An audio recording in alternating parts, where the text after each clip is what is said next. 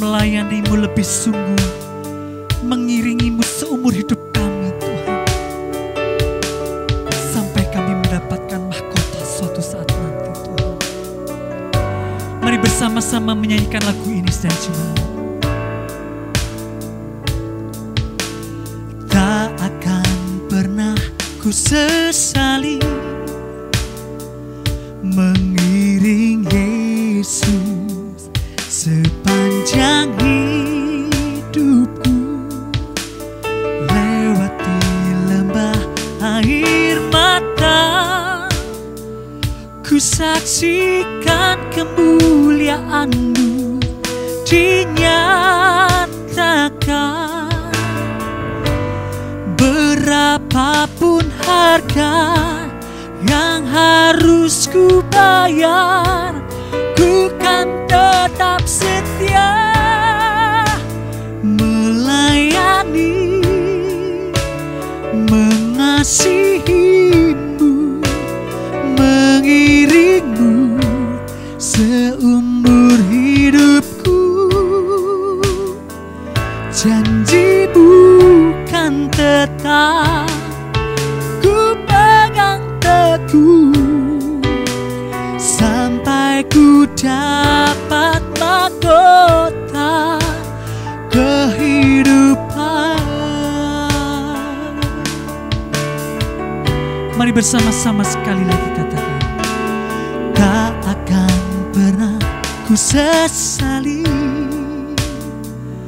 mengiring Yesus sepanjang hidupku, lewati lembah air mata, ku saksikan kemuliaan-Mu dinyatakan. Berapapun harga yang harus ku bayar, ku kan tetap setia melayani, mengasihimu, mengiringmu seumur hidupku.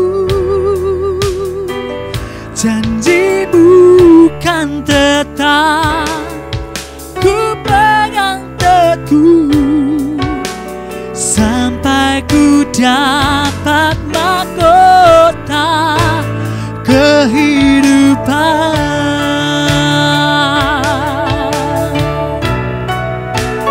Melayani, mengasihimu, mengiringmu seumur hidupku. Janji-Mu kan tetap ku pegang teguh, sampai ku dapat mahkota kehidupan. Janji-Mu kan tetap ku pegang teguh, sampai ku dapat mahkota kehidupan. Janji-Mu kan tetap ku pegang teguh, sampai ku dapat mahkota kehidupan.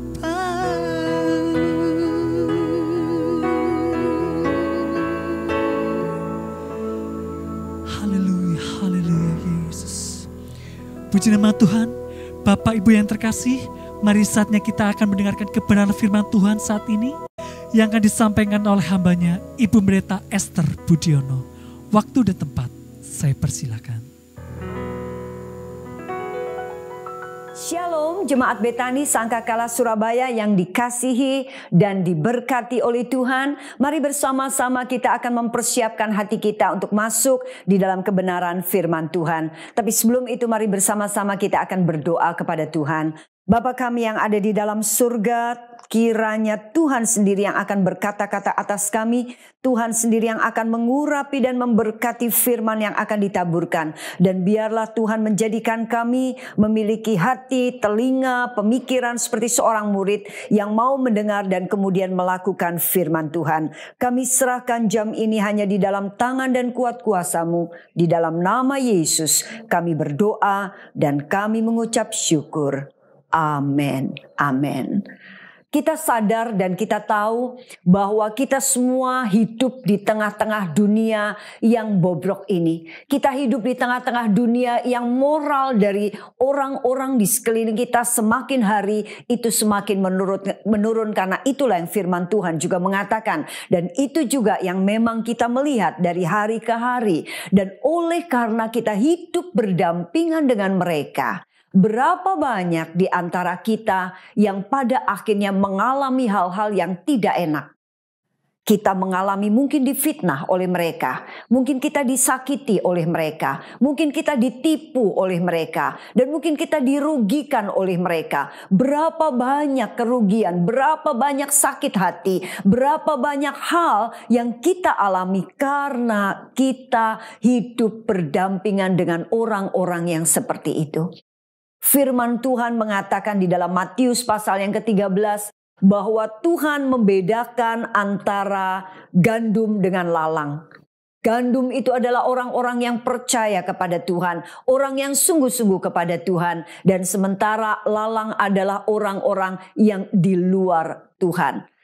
Pada waktu Tuhan menyuruh anak buahnya untuk menabur gandum di satu ladang. Dan kemudian stafnya datang lagi ke sana dan kemudian melihat ternyata yang tumbuh tidak hanya gandum. Tetapi yang tumbuh juga adalah lalang. Dan kemudian stafnya ini berkata kepada tuannya dan mengatakan, "Tuan, bukankah gandum yang Tuhan tabur? Tetapi kenapa saat ini di hadapan kita atau di lahan ini justru yang tumbuh bukan saja gandum tetapi juga ada lalang?" Dan staf itu mengatakan, "Tuhan, bagaimana apabila saya akan mencabut lalang-lalang ini dan membiarkan yang tumbuh hanya gandum saja?" Tetapi mari kita lihat apa yang Tuhan itu mengatakan kepada stafnya. Mari bersama-sama kita akan membuka Alkitab kita di dalam Matius pasal yang ke-13 ayat yang ke-29. Matius 13 ayat 29, demikian firman Tuhan. "Tetapi ia berkata, jangan, sebab mungkin gandum itu ikut tercabut pada waktu kamu mencabut lalang itu." Dan ayat 30, "Biarkanlah keduanya tumbuh bersama sampai waktu menuai." Firman Tuhan mengatakan bahwa tidak, jangan dicabut. Jangan dicabut. Berapa banyak di antara kita kalau kita mau jujur, pada waktu kita melihat apa yang dilakukan oleh mereka di dalam kehidupan kita, pada waktu kita melihat apa yang mereka lakukan kepada dunia ini, rasanya di hati ini jengkel, rasanya di hati ini marah, rasanya di hati ini mau seperti itu. Dan mungkin tidak sedikit juga di antara kita yang kemudian berdoa kepada Tuhan dengan mengatakan, "Tuhan, kenapa Tuhan izinkan lalang itu hidup bersama-sama dengan kami, dengan gandum? Tuhan, kenapa mereka kok tidak cepat-cepat Tuhan hukum, tidak cepat-cepat Tuhan habiskan, tidak cepat-cepat Tuhan ambil dari dunia ini? Kan enak Tuhan kalau di dalam dunia ini isinya semua adalah gandum, semua adalah orang yang baik-baik." Saya percaya itu adalah pikiran-pikiran yang muncul, dan saya mau jujur, saya pun juga dulu memiliki pemikiran-pemikiran yang seperti itu. Tetapi mari kita mau belajar. Mengapa? Mengapa Tuhan izinkan lalang hidup berdampingan dengan gandum? Saudara yang terkasih, kira-kira apa? Apa yang ada di benak kita? Apakah kita berpikir Tuhan kurang hikmat? Apakah kita berpikir Tuhan tidak berkuasa melakukan sesuatu? Apakah kita berpikir Tuhan itu tidak pedulikan kita, yang sering kali kita mengalami hal-hal yang tidak enak akibat perlakuan mereka, dan kita tidak bisa membalasnya sebagai anak Tuhan? Apa yang kita berpikir? Mari bersama-sama pada waktu saya membuka firman Tuhan, setidaknya ada beberapa hal yang saya mau sampaikan. Ya, yang pertama adalah, kenapa kok Tuhan izinkan lalang itu hidup berdampingan dengan gandum? Yang pertama, untuk memberi kesempatan kepada Tuhan untuk menyatakan kemuliaannya sehingga dunia melihat dan percaya. Mari bersama-sama kita membuka di dalam Alkitab kita Yohanes pasalnya yang ke-20, ayat yang ke-30 dan yang ke-31. Demikian firman Tuhan. Memang masih banyak tanda lain yang dibuat Yesus di depan mata murid-muridnya yang tidak tercatat dalam kitab ini. Tetapi semua yang tercantum di sini telah dicatat, supaya kamu percaya bahwa Yesuslah Mesias Anak Allah, dan supaya kamu oleh imanmu memperoleh hidup dalam namanya. Jadi kita melihat di sini rupanya kenapa Tuhan izinkan lalang itu tetap ada dan tidak dicabut dari sekeliling kita atau dari sekitar kita. Karena Tuhan mau punya kesempatan untuk menyatakan kemuliaannya. Mari kita melihat Sadrak, Mesak, Abednego. Mereka adalah orang-orang benar dan mereka tinggal di Babel pada waktu itu. Dan kemudian mereka diminta untuk menyembah raja. Tetapi mereka tidak mau menyembah patung raja karena mereka hanya mau menyembah Tuhan. Dan oleh karena itu, apa yang dilakukan oleh orang-orang pada waktu itu? Orang-orang dan raja kemudian menetapkan untuk menghukum Sadrak, Mesak, Abednego. Dirugikan. Ya, diperlakukan dengan tidak adil, dan akhirnya Sadrak, Mesak, Abednego harus dimasukkan ke dalam dapur api. Apa sih sebetulnya yang membuat Sadrak, Mesak, Abednego salah di hadapan Tuhan? Tidak ada. Sadrak, Mesak, Abednego hidup benar. Dia hanya tidak mau menyembah patung raja. Sistem di sekeliling kita kadang-kadang membuat kita menjadi orang-orang yang dilema. Pada waktu kita tidak melakukan itu karena kita mau hidup sesuai dengan firman Tuhan, tetapi kita akan mengalami resiko. Tetapi pada waktu kita mengikuti mereka, itu berarti kita tidak sedang sungguh-sungguh hidup di dalam kebenaran firman Tuhan. Nah, ini yang dialami Sadrak, Mesak, Abednego. Tetapi kita tahu Sadrak, Mesak, Abednego pada akhirnya tetap melaksanakan firman Tuhan dan dia tidak mau menyembah raja. Dan akhirnya dia dimasukkan dalam dapur api. Dan pada waktu dia dimasukkan dalam dapur api, kita semua tahu ceritanya seperti apa. Bahwa apa? Bahwa pada akhirnya Tuhan menyatakan kemuliaannya. Melalui krisis-krisis yang kita menghadapi, disitulah sebetulnya Tuhan punya kesempatan untuk menyatakan kuasa-Nya. Agar supaya dunia melihat bahwa Allah yang kita sembah adalah Allah yang hidup. Agar dunia melihat bahwa Allah yang kita sembah adalah Allah yang dahsyat, Allah yang luar biasa, Allah yang berbeda dengan apa yang mereka pikirkan. Allah yang terlalu besar mungkin bagi mereka. Nah, kita lihat pada akhirnya pada waktu Tuhan menyatakan kemuliaannya dengan membuat Sadrak, Mesak, Abednego tidak menjadi hangus apalagi terbakar. Dan pada akhirnya kita tahu Raja Nebukadnezar kemudian mengatakan bahwa luar biasa, dia kemudian mulai memuliakan Tuhannya daripada Sadrak, Mesak, Abednego. Bahkan pada akhirnya Nebukadnezar mengatakan jangan ada seorang pun yang meremehkan atau menghina Tuhannya Sadrak, Mesak, dan Abednego. Berapa banyak di antara kita pernah mengalami persoalan karena perbuatan-perbuatan mereka. Berapa banyak kita difitnah, berapa banyak kita diinjak-injak oleh mereka. Berapa banyak di antara kita dirugikan, ditipu oleh mereka karena kejahatan mereka. Tetapi berapa banyak di antara kita pada akhirnya punya satu kesaksian yang luar biasa lewat apa yang Tuhan kerjakan. Dan pada akhirnya nama Tuhan dipermuliakan. Tuhan mau menyatakan kepada mereka bahwa Allah yang kita sembah adalah Allah yang besar, dan berharap lewat mereka melihat kesaksian itu, kesaksian kehidupan kita, mereka pada akhirnya menjadi percaya kepada Tuhan. Tuhan mau pakai gandum untuk menjadi alatnya, agar supaya lalang melihat dan lalang pada akhirnya menjadi percaya kepada Tuhan. Dan kita pun sendiri sebagai gandum, kita juga pada akhirnya iman kita ditebalkan dengan mengatakan, wow, ternyata Tuhan yang kita sembah adalah Tuhan yang luar biasa.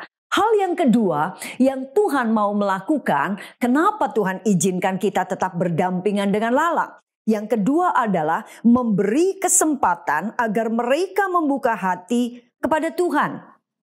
Beri kesempatan agar supaya mereka membuka hati. Mari bersama-sama kita membuka di dalam 2 Petrus pasal yang ketiga ayat yang ke-9b. Tetapi ia sabar terhadap kamu, karena ia menghendaki supaya jangan ada yang binasa, melainkan supaya semua orang berbalik dan bertobat. Tuhan izinkan ada perpanjangan waktu di mana Tuhan tidak mencabut lalang, agar supaya apa? Agar supaya lalang-lalang itu pada akhirnya berubah menjadi gandum, agar supaya mereka melihat apa yang dikerjakan Tuhan, apa yang kita kerjakan, pada akhirnya mereka bertobat atau dipertobatkan. Tuhan dikatakan bahwa ia sabar. Dia sabar luar biasa. Mari bersama-sama kita juga memiliki kesabaran seperti Tuhan, agar supaya tidak ada seorang pun yang binasa. Bayangkan kalau seandainya Tuhan begitu cepat mengambil Paulus yang dulunya namanya Saulus. Pada waktu Saulus begitu jahat dengan membunuh orang-orang Kristen, kalau dicabut pada waktu itu, kita tidak akan pernah kenal siapa itu Paulus. Tidak ada ceritanya Paulus. Maria Magdalena, orang yang pertama kali melihat Tuhan Yesus bangkit. Kita lihat apa latar belakangnya. Dia adalah pelacur. Dia adalah orang yang tidak benar. Dan dia hidup bersama dengan banyak laki-laki. Coba bayangkan kalau pada waktu itu Tuhan cepat mengambil Maria. Kita nggak pernah kenal Maria Magdalena yang hidupnya telah diubahkan oleh Tuhan. Bagaimana juga dengan kita? Bagaimana dengan kita dulu? Apakah kita dulu sama dengan kita yang sekarang? Kalau saya mengingat bagaimana kehidupan saya dulu sebelum betul-betul ditangkap oleh Tuhan. Sebelum betul-betul bertobat. Oh, saya menyesal luar biasa. Menyesal luar biasa. Tidak akan pernah ada Esther yang seperti sekarang. Tidak pernah akan ada Esther yang kemudian berdiri, kemudian menyampaikan firman Tuhan. Tidak akan ada Esther yang diubahkan oleh Tuhan. Tuhan begitu baik. Tuhan beri perpanjangan waktu semata-mata agar supaya apa? Agar supaya mereka diselamatkan. Agar supaya mereka berubah. Agar supaya kita pun berubah semakin hari semakin menyerupai Kristus. Puji nama Tuhan. Mari kita melihat lagi hal yang ketiga, kenapa Tuhan izinkan lalang hidup berdampingan dengan kita. Hal yang ketiga adalah mempertumbuhkan iman kita sehingga menjadi serupa dengan Kristus. Ayat Yakobus pasal yang pertama, ayat yang kedua, demikian firman Tuhan, saudara-saudaraku, anggaplah sebagai suatu kebahagiaan apabila kamu jatuh ke dalam berbagai-bagai pencobaan. Sebab kamu tahu bahwa ujian terhadap imanmu itu menghasilkan ketekunan. Dan biarkanlah ketekunan itu memperoleh buah yang matang, supaya kamu menjadi sempurna dan utuh dan tak kekurangan suatu apapun. Jadi rupanya Tuhan izinkan semuanya itu agar supaya menguji iman kita. Agar supaya kita menjadi sempurna, utuh, tidak bercacat dan tidak bercelah. Tuhan izinkan kita menjadi orang-orang yang mungkin dimusuhi oleh orang banyak. Karena mungkin kita tidak sejalan dengan mereka. Tetapi mari kita mau belajar. Pada waktu Yudas Iskariot begitu menjual Yesus, Tuhan tahu persis bahwa pada akhirnya Yudaslah yang akan menjual Yesus. Tapi kita lihat Kita lihat bagaimana. Waktu kita lihat ternyata Yesus tetap mengasihi Yudas. Tuhan tahu persis. Tuhan tidak melakukan kesalahan apapun. Tetapi itu yang dilakukan oleh Yudas. Kurang apa Tuhan? Tuhan begitu baik. Tuhan memberikan firman yang sama kepada 11 murid, demikian juga kepada Yudas. Tuhan membuat mujizat kepada 11 murid, demikian juga kepada Yudas. Tuhan tidak membedakan sama sekali. Daripada kita menjadi orang-orang yang pada waktu kita mengalami hal-hal yang tidak mengenakan kita, kemudian kita menjadi orang-orang yang memusuhi si A, memusuhi si B, memusuhi si C. Kemudian kita mengatakan soalnya dia jahat, soalnya dia perlakukan saya begini, soalnya dia gosipin saya, soalnya dia fitnah saya, soalnya dia sudah tipu saya, soalnya dia sudah rugikan saya, soalnya dia sudah lakukan yang gak baik buat saya. Daripada kita memusuhi mereka, Tuhan mau itu diizinkan oleh Tuhan terjadi di dalam kehidupan kita. Agar supaya iman kita muncul, agar supaya kasih Kristus muncul. Mari kita menjadi orang-orang yang bukan memusuhi, tetapi menjadi orang-orang yang mengasihi. Pada waktu kita mengasihi, disinilah keserupaan dengan Kristus akan muncul di dalam kehidupan kita. Sebetulnya pada waktu apapun yang terjadi, semua yang saya mau mengatakan bahwa gak penting apa yang terjadi di dalam kehidupan kita. Tetapi yang terpenting adalah bagaimana respon kita. Karena segala sesuatu bisa terjadi karena memang kita adalah gandum di tengah-tengah lalang. Tetapi yang terpenting, apabila kita masih terus pegang firman Tuhan, maka kita akan tetap dapat bersinar di tengah-tengah dunia yang gelap ini. Kita juga mau lihat Daud. Berapa banyak kali Daud dijahati oleh Saul. Apakah Daud bersalah? Tidak. Daud justru sangat membantu Saul. Bayangkan kalau tidak ada Daud, belum tentu Saul bisa berani melawan orang Filistin. Belum tentu Saul itu bisa menang melawan Goliat. Belum tentu di dalam peperangan demi peperangan pada akhirnya Saul menang. Belum tentu, mungkin besar kemungkinan kalah. Tetapi karena Daud pada akhirnya kemenangan demi kemenangan, kemenangan demi kemenangan. Dan pada akhirnya Israel menjadi begitu kuat di tengah-tengah bangsa yang lain. Tetapi apa yang dilakukan oleh Saul? Seperti susu dibalas dengan air tuba. Saul mulai jahat, Saul mulai mau membunuh Daud. Apakah kita mau mengembangkan sakit hati di sini? Apakah kita mau terus di sini ada ganjalan dengan mengatakan apa sih salahku? Aku nih jengkel betul dengan orang itu. Aku nggak lakukan apa-apa, tapi kenapa dia lakukan begini? Kita mau menjadi bitter, kita mau menjadi pahit di dalam hati ini, atau kita mau jadi orang-orang yang better dibanding bitter, lebih baik better. Mari kita mau jadi orang-orang yang lebih baik. Dan lebih baik, lebih baik. Biar iman kita meningkat, bertambah lewat persoalan demi persoalan yang terjadi karena apa yang dikerjakan oleh orang-orang yang ada di sekeliling kita terhadap kehidupan kita. Biarlah kita mau pakai semua itu justru untuk memunculkan karakter Kristus. Untuk memunculkan siapakah kita ini. Untuk menunjukkan kepada mereka bahwa di dalam kehidupan kita bersih. Mereka boleh jahat, kita tetap baik.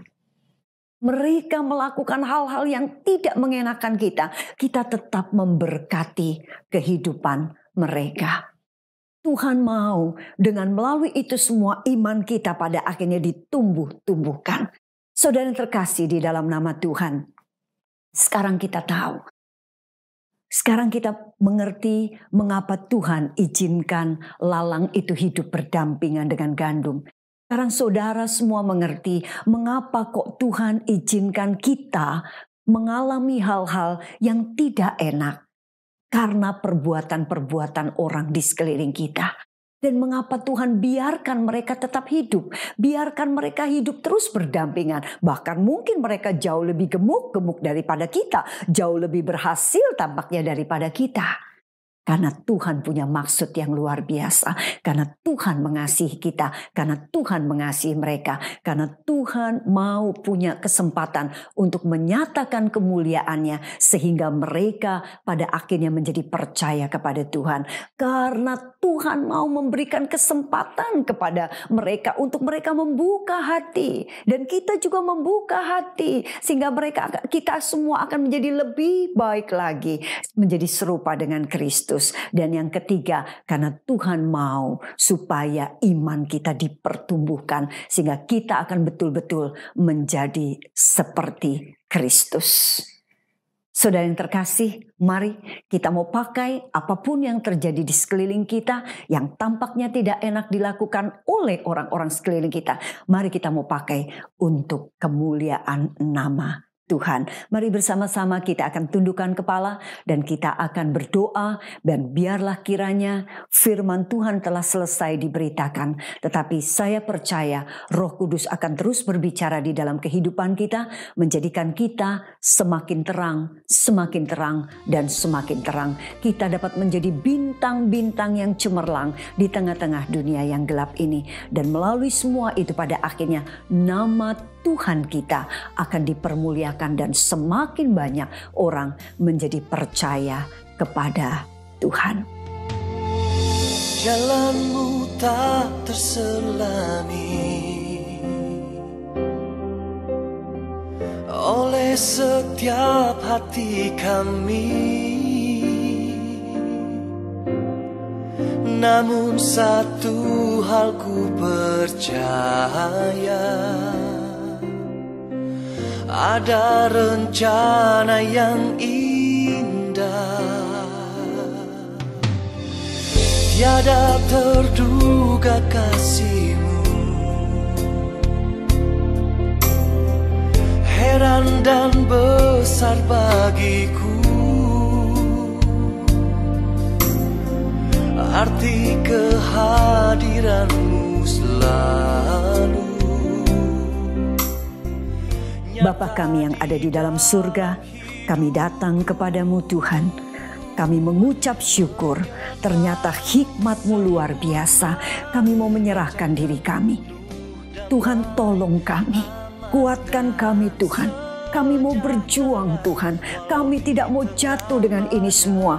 Kami tidak mau kalah dengan ini semua. Kami mau terus maju dan terus maju. Sampai nama Tuhan dipermuliakan. Sampai pada akhirnya orang bertobat kepada Engkau. Sampai pada akhirnya kami juga akan menjadi semakin serupa dengan Engkau. Kami serahkan seluruh kehidupan kami ke dalam tangan-Mu Tuhan. Kami tahu Tuhan, dunia makin hari akan makin jahat. Tetapi Tuhan melewati semuanya itu, justru Tuhan punya kesempatan semakin nama Tuhan dipermuliakan. Semakin iman kami akan semakin kuat dan semakin kuat. Dan justru terang yang Tuhan sediakan buat kami, terang yang Tuhan berikan buat kami akan semakin bersinar. Kami akan semakin berbeda dengan mereka. Dan pada akhirnya setiap orang akan melihat apa yang kami melakukan, apa yang Tuhan kerjakan melalui kehidupan kami. Terima kasih Tuhan, di dalam nama Yesus kami berdoa dan kami mengucap syukur. Amin. Amin. Puji nama Tuhan. Mari kita buka kedua tangan kita. Bapa, sempurnakanlah ibadah kami. Berikan kepada kami kemampuan untuk merenungkan firman-Mu tadi ya Bapa. Sidang jemaat yang dicintai oleh Tuhan, lakukan firman Tuhan dan terimalah berkat di dalam nama Bapa, Putra, dan Roh Kudus, dalam nama Tuhan Yesus Kristus, dari sekarang sampai Maranatha. Tuhan Yesus datang untuk dua kalinya. Yang percaya, mari kita sama-sama katakan amin. Tuhan Yesus memberkati. Sampai ketemu di minggu depan pada jam yang sama. Amin.